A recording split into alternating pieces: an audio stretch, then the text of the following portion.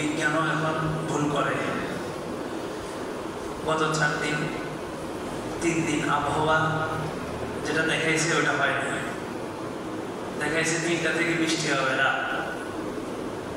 আমাদের বাসার সামনে একটা পুলের কাজ হয়েছে, দোনোদিকে মাটি, বৃষ্টি হইলে আর ওখান দিয়ে গাড়ি আনা সম্ভব না। বৃষ্টি হইব মনে করে গাড়ি রাখছি আরেকজনের বাসায়, পরে দেখলাম যে বৃষ্টি হয়নি। 3 দিনই একই অবস্থা। যুগ যত যাবে কিয়ামত তত সন্নিকটে এবং বিজ্ঞানের সূত্র তত ভুল প্রমাণিত হবে। পৃথিবী যেদিকে যাচ্ছে এই যুদ্ধ বিগ্রহের মাধ্যমে পৃথিবীর যে প্রাকৃতিক নিয়মগুলো আছে এই নিয়মগুলো পরিবর্তন ঘটতেছে এবং পৃথিবীর যে অক্সিজেন, বায়ুমণ্ডল, বাতাস পরিচালনা এটা পুরো পৃথিবীতে একভাবে হয়। এখানের বাতাস এখানের জন্য সীমাবদ্ধ এরকম না। এখানের বাতাস এখান থেকে বইয়া ইন্ডিয়াতে যায়, ইন্ডিয়ার বাতাস পাকিস্তানে যায়, এভাবে বাতাসটা পুরো পৃথিবীতে চলমান। বিজ্ঞান যেটাকে বলছে স্পেস, পৃথিবীর খালি জায়গাটাকে।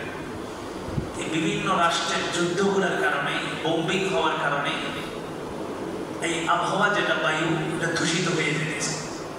এই বাতাস দূষিত হওয়ার কারণে বিভিন্ন জায়গায় নতুন নতুন রোগ দেখা দেবে। আল্লাহ রসুল বলেন কিয়ামতের আগে এমন কিছু রোগ দেখা দেবে যে রোগ তার পূর্ববর্তী মানুষ শুনে নেয়। আমরা শুনছি করোনা, আমাদের দাদা অথবা দাদার বাবারা তারা এই রোগের নামও শুনেছে, ডেঙ্গু, যে সমস্ত নতুন নতুন রোগগুলো এখন বের হয়েছে। যুগ যত আরো সামনে যাবে তত নতুন নতুন ভাইরাসের নাম বের হবে, রোগের নাম বের হবে। এগুলো হচ্ছে এই যে আবহাওয়া দূষিত হওয়ার কারণে। ঘূর্ণিঝড়, সিডর, আরো কি নাম আসছে। এই বায়ুমণ্ডল এটা পরিবর্তন হবে মানুষের কাজের কারণে। একটা সময় আইসা পুরা পৃথিবীটা যে আবহাওয়া যেটা বাতাস এটা এতটাই ঘনত্ব লাভ করবে যে সূর্যের আলো পৃথিবী পর্যন্ত পৌঁছবে না। যার কারণে চীন, জাপান চাঁদ বানায় নেই, সূর্য বানায় দিয়েছে। কারণ তারা জানে তারা যে পথে চলতেছে, আকাশ পথের যে যুদ্ধগুলা, এই যুদ্ধগুলো একটা সময় পৃথিবী সূর্যের আলো থেকে পৃথিবীকে আলাদা করে দিতে। আপনি দেখবেন সিগারেট খাওয়ার পরে সিগারেটের ধোঁয়াটা যখন ছাড়ে তখন এটা একটা ঘন হয়ে যায়, ঘন। এই ধোঁয়াটা আবার বাতাসের মধ্যে যে বিলীন হয়ে যায়, স্বাভাবিক হয়ে যায়, মানে আর ঘনটা থাকে না। কিন্তু যখন মুখ থেকে বের হয় তখন এটা ঘন থাকে, দেখা যায়, দৃশ্যপটে আসে। কিন্তু এটা বাতাসে মিশে গেলে আর দৃশ্যপটে আসে না। এই বোম্বিংগুলো যখন অতিরিক্ত বাড়বে, পারমাণবিক বোমাগুলো যখন ব্যবহার হবে, তখন এই পৃথিবীর সূর্যের আলো এখন পৃথিবীতে পৌঁছতেছে, মাঝখানে কোনো স্পেস নেই, বা থাকলেও ওইটাকে ভেদ করে পৃথিবীতে চলে আসতেছে। কিন্তু এই আবহাওয়া এতটাই ঘনত্ব লাভ করবে যে তখন সূর্যের আলো পৃথিবীতে আসবে না। আর এই পৃথিবীর জমিনের যতগুলো বারুদ আছে, বারুদ যে বোমের মধ্যে ব্যবহার করে বারুদ, এই বারুদগুলো তাজা থাকে সূর্যের আলো। এটা আপনি চুলার নিচে দিলে এটা তাজা হবে না, এটা সূর্যের আলো দরকার, ভিটামিন ডি এটাতে লাগবে, তারপর এটা তাজা হবে। তো এই কারণে চীন, জাপান তারা প্রজেক্ট হাতে নিয়েছে, সূর্য বানাইতেছে, তারা কৃত্রিম সূর্য বানাইতেছে। তো তারা চাঁদ বানাইতেছে না, অন্য কোনো গ্রহ বানাইতেছে না। সূর্য কেন বানাইতেছে? ওই তারাও আল্লাহ রসুলের ওই হাদিসটার উপরে বিশ্বাস করে যে রাসূল বলছেন কিয়ামতের আগে সূর্যের আলো থেকে পৃথিবী আলোহীন হয়ে যাবে, পৃথিবীর মধ্যে একটা ধোঁয়া ছড়ায় যাবে পুরা পৃথিবী, যেটা সূরা দোহানের মধ্যে আসছে। দোহান একটা সূরা 25 নম্বর পারায় আছে। এই দোহান শব্দের অর্থ হচ্ছে ধোঁয়া। অর্থাৎ কিয়ামতের 15টা বড় বড় আলামত, তার মধ্যে একটা আলামত হলো পুরা পৃথিবী ধোঁয়ায় আচ্ছাদিত হয়ে যাবে, পুরা পৃথিবী। এই ধোঁয়াটা কোথা থেকে আসবে? মাটির নিচে থেকে না, এটা মানুষের এই যে পারমাণবিক বোমাগুলো যখন ব্যবহার হবে তখন পুরা পৃথিবী ধোঁয়ায় আচ্ছাদিত হবে। আর এই বোমাগুলোর এত এসিডগুলোর এত পাওয়ারফুল যে অঞ্চলটাতে ব্যবহার হবে ওই অঞ্চল আর কোনো উদ্ভিদ, জড় পদার্থ আর কোনো জনবস্তু আর ওখান থেকে উঠবে না, কোনো গাছপালা হবে না। রাশিয়াতে ব্যবহার হয়েছে, ওখানে এখন পর্যন্ত ওখানে কোনো কিছু উঠে উৎপাদিত হয়নি। আল্লাহু আকবার। তো পৃথিবী যত সামনের দিকে যাবে বিজ্ঞানের সূত্র এলোমেলো হয়ে যাবে, বিজ্ঞানের সব সূত্র মিলবে না। যে আবহাওয়ার সে তথ্য যেটা দিছে ওটা হুবহু মিলে নেই। তাদের একটা ধারণার উপরে তারা এই তথ্যগুলো দিয়ে থাকে। বাচ্চা গর্ভে ছেলে হবে না মেয়ে হবে অথেন্টিকভাবে বলতে পারে না, একটা অনুমানের ভিত্তিতে যে হতে পারে, হতে পারে। আল্লাহ, আমাদের আলোচনা ছিল সূরাতুল বাকারা শেষ হয়েছে, সূরা বাকারার মধ্যে আল্লাহ তাআলা আমাদেরকে কি কি শিক্ষা দিয়েছেন। আমরা সূরা বাকারাটাকে 9 ভাগে বিভক্ত করছিলাম। 1 নম্বর আয়াত থেকে 20 নম্বর আয়াত পর্যন্ত আল্লাহ তাআলা মানব জাতিকে 3টা শ্রেণীতে বিভক্ত করছেন, কাফের, মুসলমান আর মুনাফিক। আর 21 নম্বর আয়াত থেকে 39 নম্বর আয়াত পর্যন্ত আল্লাহ তাআলা মানব জাতিকে ইলমের মাধ্যমে, জ্ঞানের মাধ্যমে সমৃদ্ধ করছেন, জ্ঞানের মাধ্যমে মানব জাতিকে দামি বানাইছেন সমস্ত সৃষ্টিজীবের উপরে। তাইলে পশু পাখিরও চোখ কান হাত পা আছে, মানুষেরও চোখ কান হাত পা আছে। ব্যবধান কোথায়? মানুষের জ্ঞান আছে, মানুষের ইলম দিয়েছে মানুষকে। 39 নম্বর আয়াত পর্যন্ত আল্লাহ তাআলা এটা বলছেন। 41 নম্বর আয়াত থেকে 103 নম্বর আয়াত পর্যন্ত আল্লাহ তাআলা বনি ইসরাঈলের বিভিন্ন রীতি, বনি ইসরাঈল কি কি করছে, কি কি কারণে আল্লাহ তাআলা বিধান কড়াকড়ি করছেন, এই সমস্ত আলোচনাগুলো আছেন 103 পর্যন্ত। 104 থেকে নিয়ে 141 পর্যন্ত আল্লাহ তাআলা ইব্রাহিম আলাইহিস সালামের ব্যাপারে আলোচনা করছেন।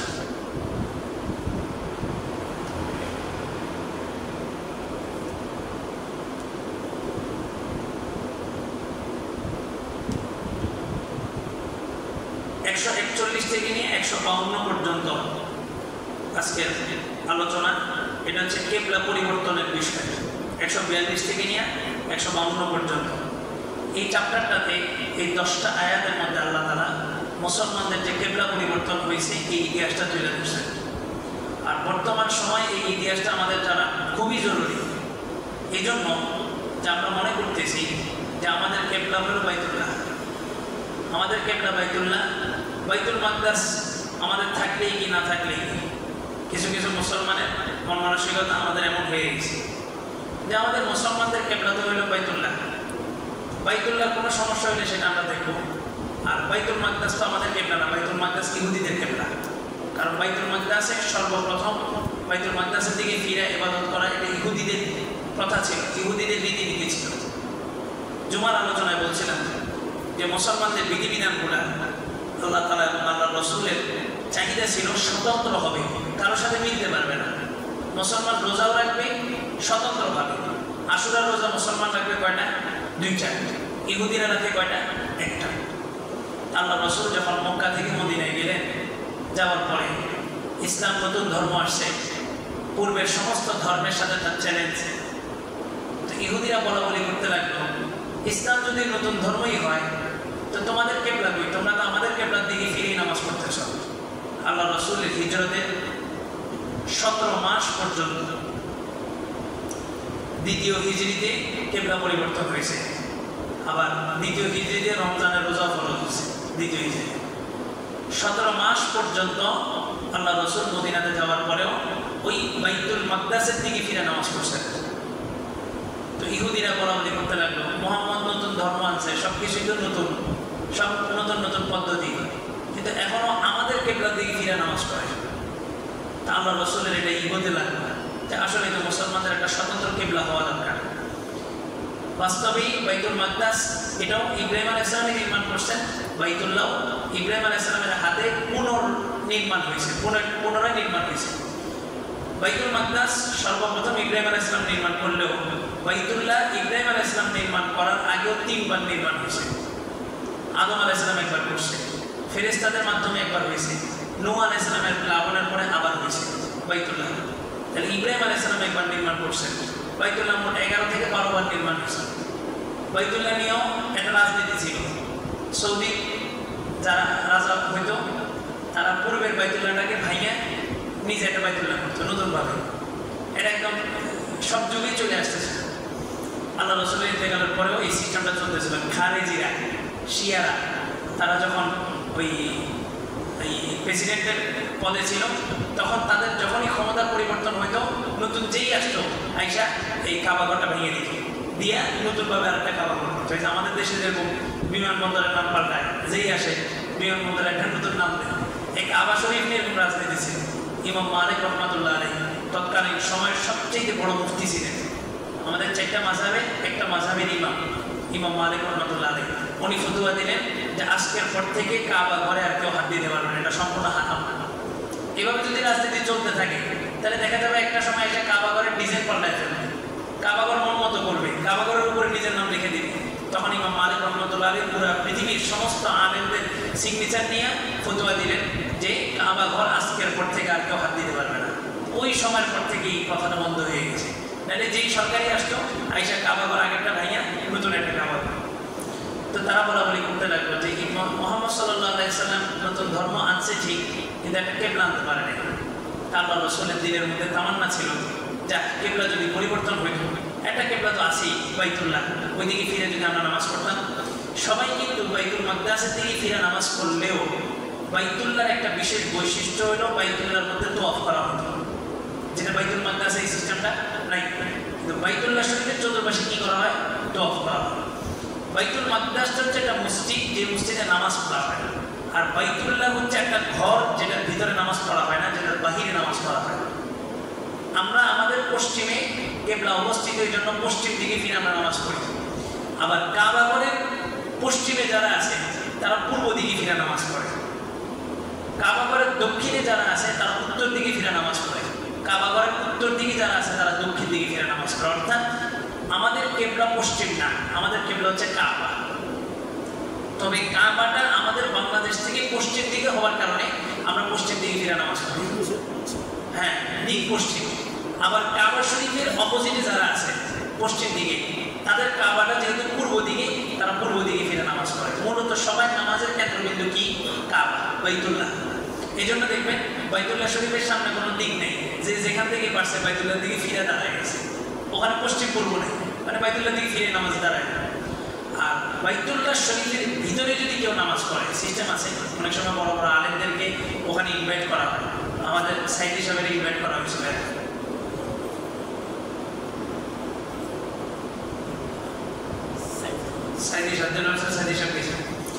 কাবা শরীফের ভিতরে যদি কেউ নামাজ পড়ে তার জন্য কোনো দিক নেই, সে যেদিকেই ঘুরে নামাজ পড়তে পারে।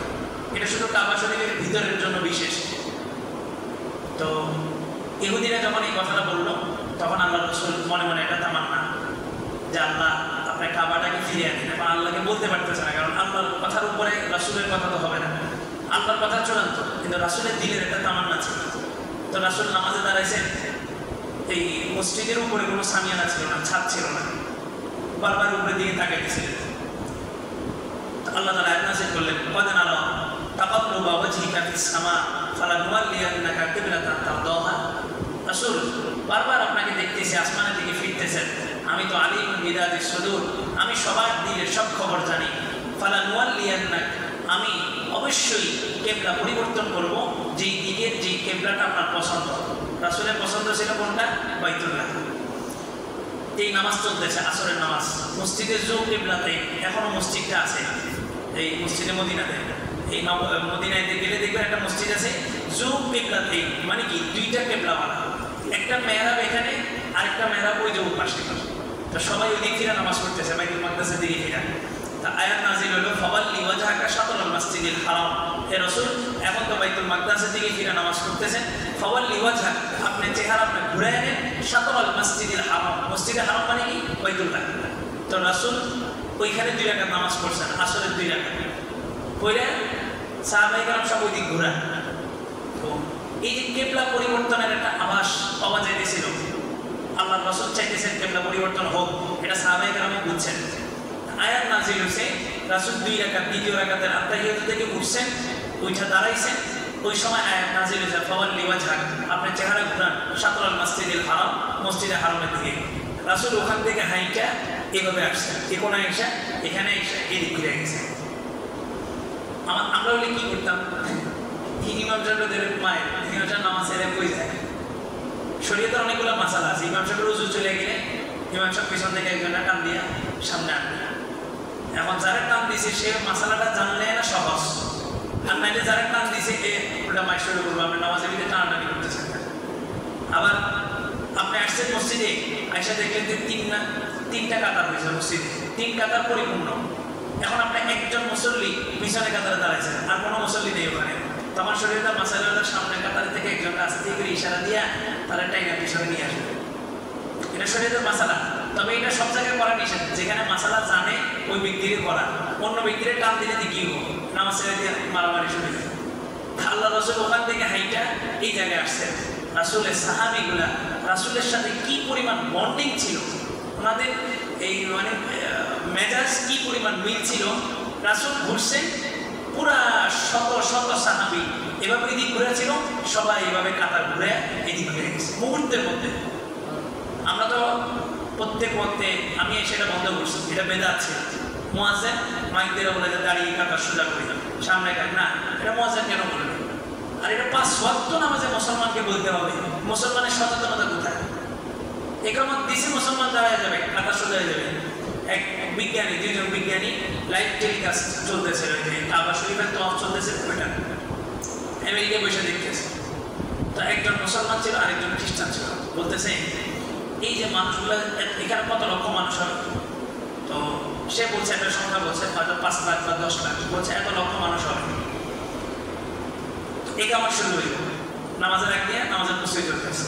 একামত শুরু হয়েছে, ওই মুসলমান বলতে চাচ্ছে তুমি বলো তো এই 5 লক্ষ মানুষ, কথা 5 লক্ষ মানুষ এখানে সারিবদ্ধ হইতে, কাতারবন্দি হইতে কত সময় লাগতে পারে?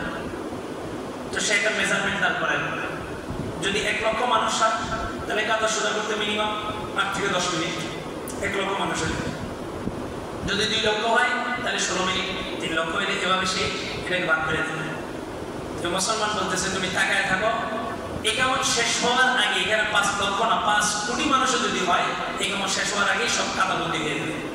তোমার কি বলো? তো তাকায় আছে, তো দেখে যে একামত শুরু হয়েছে, হাইয়া আলাল ফালাহ বলার আগেই লক্ষ লক্ষ মানুষ কাবা শরীফের চতুর্পাশে সবাই কাতারবন্দি হয়ে গেছে। এখন মনে হয় এই দৃশ্যটা দেখা যায় না। এখন ওই কেউ কেনাকাটা করতেছে, কেউ উজু করতেছে। প্রতি বছরই যাওয়ার সুযোগ আছে, তো আগে তো এরকম নয়, আগে 6 মাস 7 মাস লাগায় মানুষ হজে যেত, ওখানে যে কেউ নামাজ কাজা করতো না। আর এখন দেখা গেছে একদম মক্কার হেরেমের ভিতরে বসে নাকি নামাজের সময় মোবাইল দিবে, নামাজের সময় খেলে, যে মোবাইলের ভিতরে টাস খেলে। ভিডিও দেখলাম, নামাজ চলতেছে, হেরেমের ভিতরে বসে মোবাইলের ভিতরে গেমস খেলতেছে।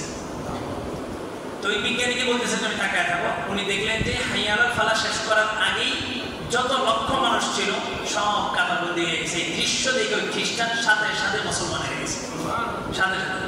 তো মুসলমান হচ্ছে সচেতনতার জাতি। ওমরের যুগে ওমর কাতার সোজা করতে কেন জানেন? এই আপনাদের মধ্যে কোন টাইমসে দাগ ছিল না, সবাই যার যার আইকিউ দিয়ে কাতার সোজা করবে, কোনো দাগ ছিল না মসজিদে। হযরত ওমর কাতারবন্দি হওয়ার পরে একজন তীরন্দাজ যে তীর নিক্ষেপ করতে পারে খুব ভালো, তাকে বলতো কাতারের এক পাশে যাও, তীর নিক্ষেপ করো। যেই ব্যক্তি কাতারের মধ্যে এলোমেলো থাকবে, তীর যেন তার প্রাণ, তার হাঁটু ছেদ করে দেবে। এটা ছিল মুসলমানদের সাথে নামাজটা আপনার একটা ট্রেনিং। 5 ওয়াক্ত নামাজে যদি আপনাকে বলা হয় যে দাঁড়িয়ে কাতার সোজা করি, মোবাইল ফোন বন্ধ করি, পায়ের গোড়ালি দাগের উপরে রাখি, আপনার সচেতনতা কোথায়? এটা 5 ওয়াক্ত নামাজ এখানে বলা হয়, আমি বলছি এটা বন্ধ, এটাই মুয়াজ্জিন বলবেন। এটা যদি বলার প্রয়োজন হয় ইমাম বলবে, তাও ইকামতের পরে, সাবু সুফুফাকুম, তোমরা কাতার সোজা করো, ফাইন্না তাসফিয়াতা মিন তামামিস সালাহ, যে কাতার সোজা করা এটা নামাজের পূর্ণতার অংশ। আর যে ব্যক্তি কাতারের মধ্যে এলোমেলো করে সে আল্লাহর রহমত থেকে বঞ্চিত হয়ে যায়। মাঝখানে ফাঁকা থাকলে শয়তান ঢোকে। এগুলো অন্য সময়ের ওয়াজ, এগুলো নামাজে দাঁড়ানোর আগে দিয়ে না। সবাই দাঁড়াইছে আল্লাহর জন্য, বান্দা দাঁড়াইছে আল্লাহর সামনে, তাকে আবার বলতে হবে কেন তুমি জামার বোতাম লাগাও, টুপি ঠিক করো, এটা করো, এটা করো। কই কোনো মন্ত্রীর সামনে যাইতে তো তার এটা বলা লাগে না, সে তো খুব ফিটফাট হয়ে যায়।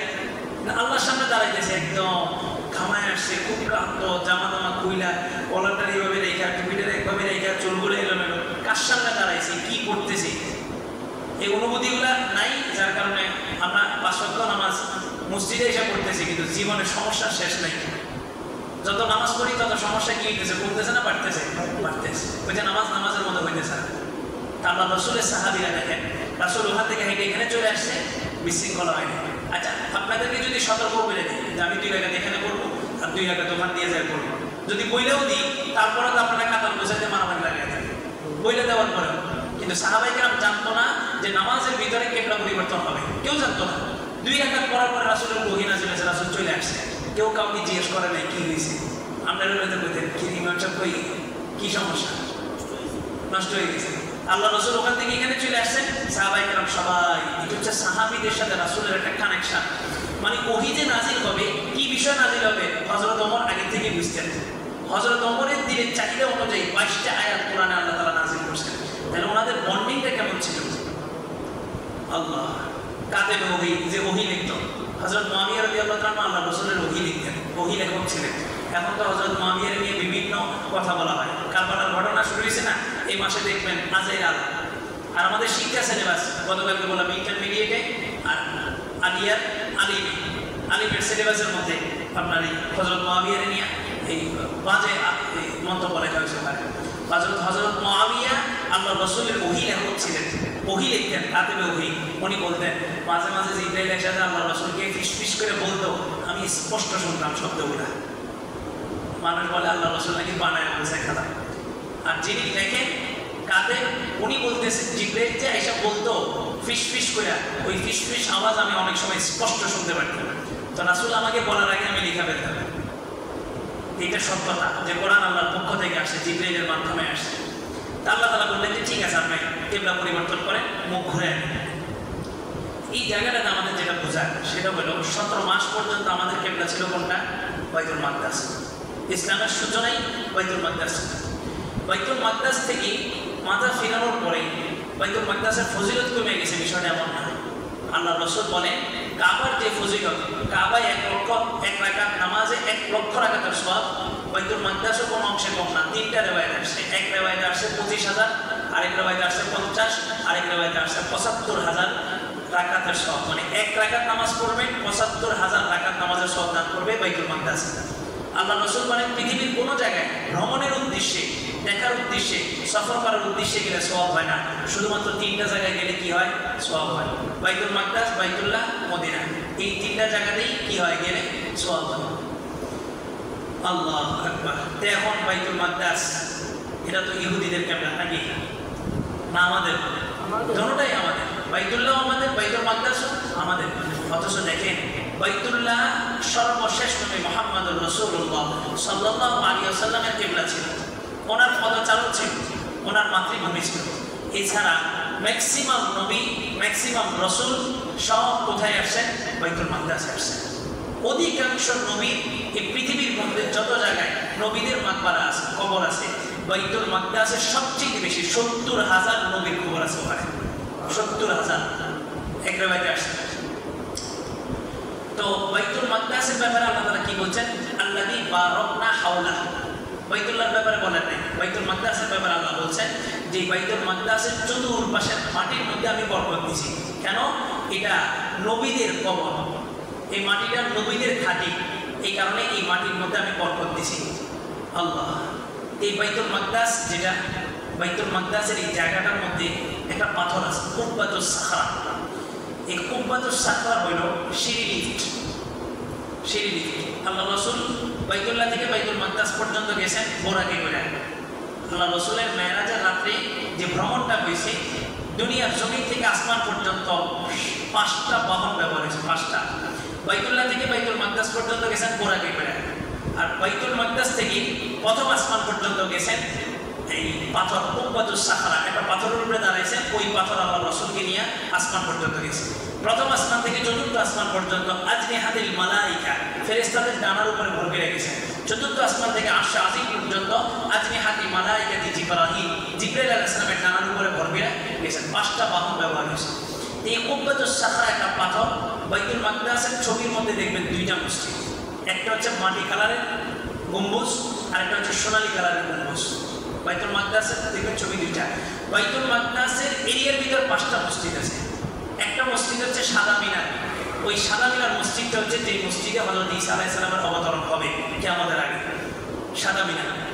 এছাড়াও 4টা মসজিদ আছে, ওই 4টা মসজিদের মধ্যে 2টা মসজিদ বাইতুল মাকদাস হিসেবে আমরা চিনি, কিন্তু বাস্তবে বাইতুল মাকদাস হচ্ছে একটা মসজিদ, বড় মসজিদ।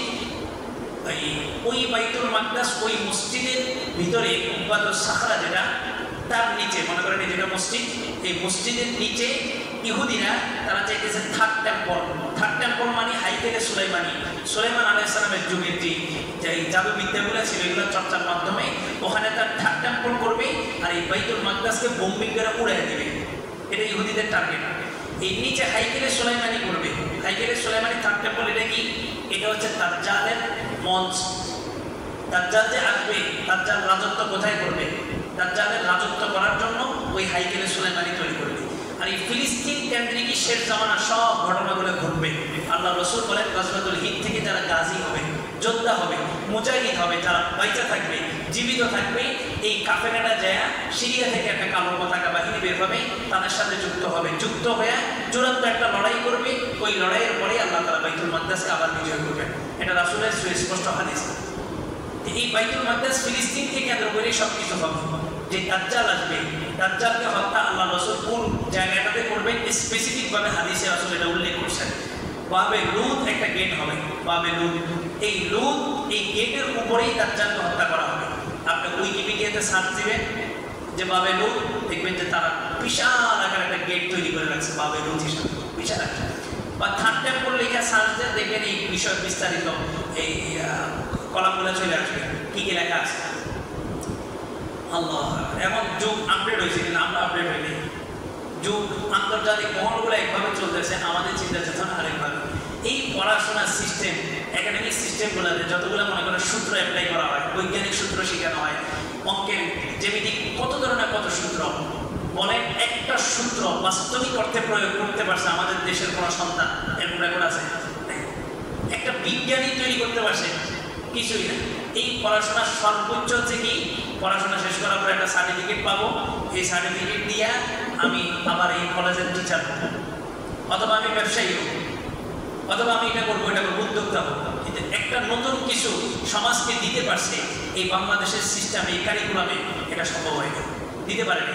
কিন্তু পশ্চিমা বিশ্ববিদ্যালয়গুলো দেখেন, তাদের ইন্টারমিডিয়েট থেকে তাদেরকে শেখানো হইতেছে তারা গাড়ি কীভাবে বানাবে, তাদেরকে শেখানো হইতেছে বোম কীভাবে বানাবে, পারমাণবিক বোমা কী কী দিয়ে বানানো হয়।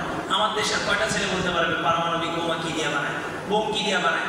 তারা যুদ্ধ করতেছে। এআই একটা সফটওয়্যার, এআই আর্টিফিশিয়াল ইন্টেলিজেন্স, এই সফটওয়্যারটা দিয়ে ফিলিস্তিনের প্রতিটা ঘরের মানুষের তথ্য নিচ্ছে, নিয়ে সফটওয়্যারের মধ্যে সেট করে দিতেছে, ড্রোন ছেড়ে দিতেছে, ড্রোন যে অটোমেটিক ওই মানুষটাকে হত্যা করে দিতেছে, কোনো মানুষ ওখানে যাওয়া লাগতেছে না। আপনি কল্পনাও করতে পারবেন না যে বহির্বিশ্বের যুদ্ধগুলো এখন কোন দিকে যাচ্ছে। সামনের একটা যুদ্ধ আসবে, আপনার মানুষের সাথে যুদ্ধ করতে পারবেন না, রোবট পাঠাবে, রোবট আসবে, রোবট এসে এখানে সবগুলো মানুষ চিহ্নিত থাকবে, একদম প্রতিটা মানুষের কপালে তাকবিরা বন্দুক বিঁধে দিবে। এই রোবটকে মোকাবেলা করার মতো আমার কি যন্ত্র আছে, আমার অত্যাধুনিক কি আছে, আমরা জানিও না এগুলো কি জিনিস। একটা সফটওয়্যার, আমরা তো এখন যে কোনো কিছু ফেসবুকে আপলোড দিই, কোথায় গেছি, কি করছি, একটা ছবি ছাড়তেছি, আমি এখন ভাত খাইতেছি, আমি এখন অমুক জায়গায় গেছি, অমুকখানে বেড়াইতে গেছি, সব কিছু কোথায়? ফেসবুকে। এই যে ফেসবুকে আমি যে আমার ডাটাগুলো দিচ্ছি, ডাটাগুলো তারা সংরক্ষণ করতেছে। এখন এআই একটা তথ্য প্রযুক্তি, যেটা আগামী বিশ্বকে পুরো তছনছ করে দেবে, পুরো পৃথিবীটাকে। এআই এখন পর্যন্ত এই তথ্য প্রযুক্তির মধ্যে সবচেয়ে আপডেট। এআই সব কিছু আছে। আপনি কার তথ্য চাবেন, কি চাবেন, শুধু তাকে ওখানে লেখা সার্চ করেন, সে সব কিছু আপনাকে ডিটেলস দিয়ে দিবে। এই এআই এক সফটওয়্যারের মাধ্যমে ফিলিস্তিনের প্রতিটা ঘরের মানুষের তথ্যগুলো তারা সেভ করছে, সেভ করে বাস সফটওয়্যারকে দিয়ে দিচ্ছে, সফটওয়্যার সিস্টেমের ড্রোন তৈরি করে দিচ্ছে। এই ড্রোন ছেড়ে দিছে, কেউ কিচ্ছু করা লাগে না, শুধু বাটনে ক্লিক করতেছে, এখানে বৈশা এই বাটনে ক্লিক করতেছে, ড্রোন যাচ্ছে, ওই চিহ্নিত ঘরকে উড়ে দিতেছে, বোম্বিং করে। কোনো মানুষ গেছে, তরবারির যুদ্ধ হইতেছে, সামরিক যুদ্ধ হইতেছে, কিছুই না, বুদ্ধিভিত্তিক যুদ্ধ। ওই জায়গাগুলো আপনি বিবেচনা করেন, আজকে ফিলিস্তিনে যে ড্রোন হামলা হইতেছে, ইসরায়েল কর্তৃক যত কিছু হইতেছে, একটা মানে 100 ভাগের 1 ভাগ যদি আমার বাংলাদেশে হইতো, মোকাবেলা করার মতো কি আছে? আমার দেশে মোকাবেলা করার মতো কি আছে? কিছুই। আল্লাহ, অনেক কাজ বাকি, বিশেষ করে একাডেমিক সেক্টরটাতে। এই যে আমাদের সিলেবাস, কারিকুলাম, এগুলোতে খুব গুরুত্বের সাথে কাজটা ইমার্জেন্সিভাবে করা দরকার, এই একাডেমিক সিস্টেমগুলোকে। কিন্তু এখানে এমন কিছু লোক বসে আছে, ইসকন সদস্য, তারা কখনোই চায় না এই দেশের মানুষ কোনোদিন মাথা নাড়াচাড়া দিয়ে ওঠে। এই দেশের মানুষের ভিতরে আল্লাহ তাআলা এমন কিছু প্রতিভা দিয়েছে, এই দেশের বাচ্চাগুলোর ভিতরে। আমরা কল্পনা করি, ছোট ছোট বাচ্চা, 8-10 বছরের বয়সে মুখস্থ। এটা এই দেশে সম্ভব, অন্য কোনো দেশে না। এই দেশের মাটিতে এটা সম্ভব হয়েছে। এই দেশের মাটিটা উর্বর, এবং আমাদের ঘাটি তো এই মাটিটা খুবই উর্বর, যে কোনো বীজ বপন করবেন সাথে সাথে গাছ হয়ে যাবে। কিন্তু এই মানুষগুলো যাতে মাথা নাড়াচাড়া দিয়ে উঠতে না পারে, এই জন্য আমাদের শিক্ষা কারিকুলামটাকে একদম শেষ করে দিচ্ছে, তছনছ করে দিচ্ছে। এই কারিকুলাম দিয়া কোনো মানুষ নতুন কিছু করবে তো দূরের কথা, তার মধ্যে মানুষত্ব থাকবে, এটাও থাকবে না। তাকে ছোট থেকেই শেখানো হইতেছে 100 টাকায় এত পার্সেন্ট ঘুষ হইলে, এত পার্সেন্ট সুদ আসলে, 1000 টাকায় কত পার্সেন্ট সুদ আসে বলো তো? তাকে ছোট থেকেই শেখানো হইতেছে সুদ কিভাবে খাইতে হয়। তো তার কাছে এটা নর্মালাইজেশন করা হয়েছে, নর্মাল একটা বিষয়। সুদ অঙ্ক করতে করতে। অথচ এই ছেলেটাকে যদি শিক্ষা দেওয়া হতো 100 টাকা 40 টাকা যদি 1 টাকা জাকাত আসে, তাহলে তুমি বলো তো 1000 টাকা কত টাকা জাকাত আসে? তাহলে এই ছেলেটা অন্তত বড় হয়ে কি দিত? জাকাত দিত। তো শিক্ষা কারিকুলামগুলোই তৈরি করা হয়েছে এভাবে। এই শিক্ষা কারিকুলাম কইরা কোনো মানুষ শিক্ষিত হবে না, বরঞ্চ অশিক্ষিত হবে, মূর্খ হবে। মূর্খের একটা সমাজ বানায় দিয়েছে। আল্লাহ তাআলা আমাদেরকে এই সমস্ত জিনিস থেকে হেফাজত করুন।